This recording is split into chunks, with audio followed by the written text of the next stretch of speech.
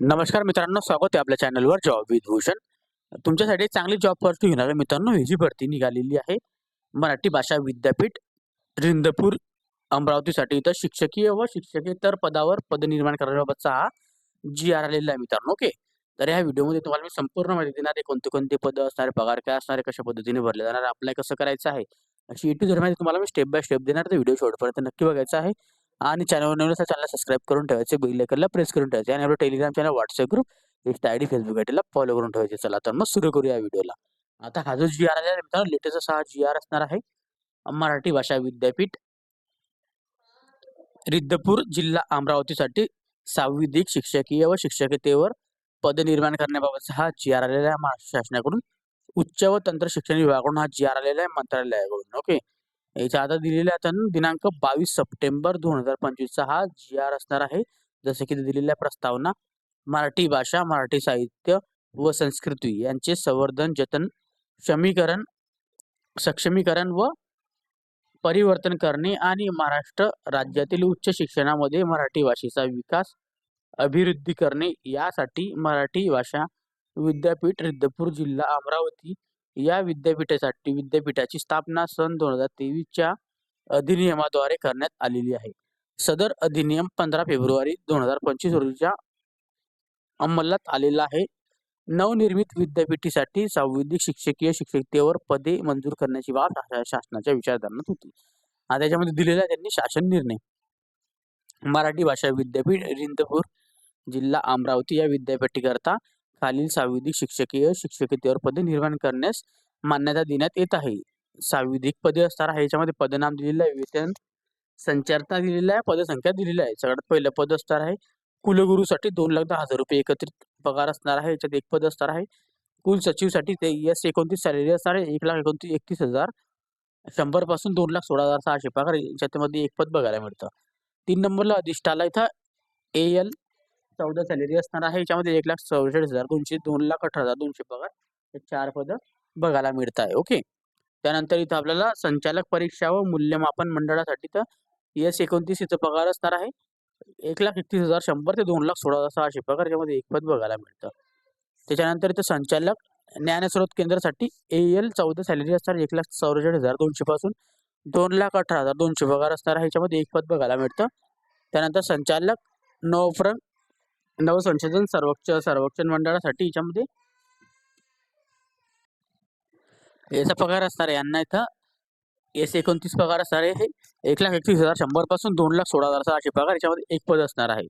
त्यानंतरचं पद असणार आहे संचालक विद्यार्थी विकासासाठी S29 सॅलरी. यांना पण पगार असणार 1,31,100 पासून 2,16,600 रुपये पगार. याच्यात एक पद असणार आहे. वित्त व लेखा अधिकाऱ्यासाठी S29 सॅलरी असणार आहे. याच्यामध्ये 1,31,100 पासून 2,16,600 पगार. हे एक पद असणार आहे. टोटल इथं 11 पदे बघायला मिळतात. ओके. त्यानंतर शिक्षकीय पदे आता सांगितलं तुम्हाला हे पदे असणार आहे. संविधिक पदे होते. ओके.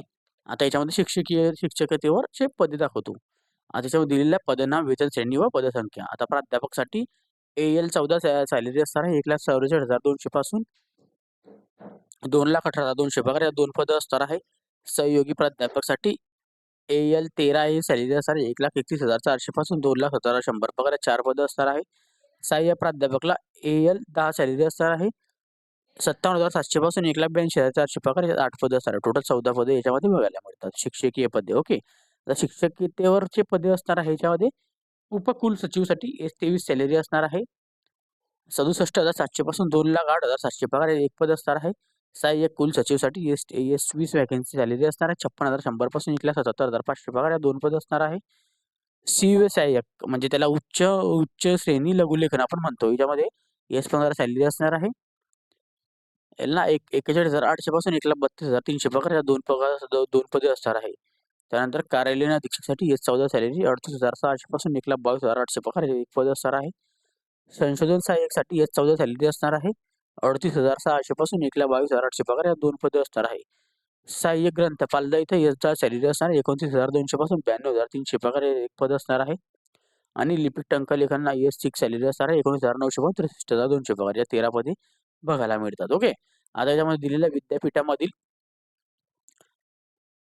अध्यापकीय व शिक्षकीय पदांचा विद्यापीठ अनुदान आयोगापासून सेवा प्रवेश नियम तयार करण्यात आलेले आहे.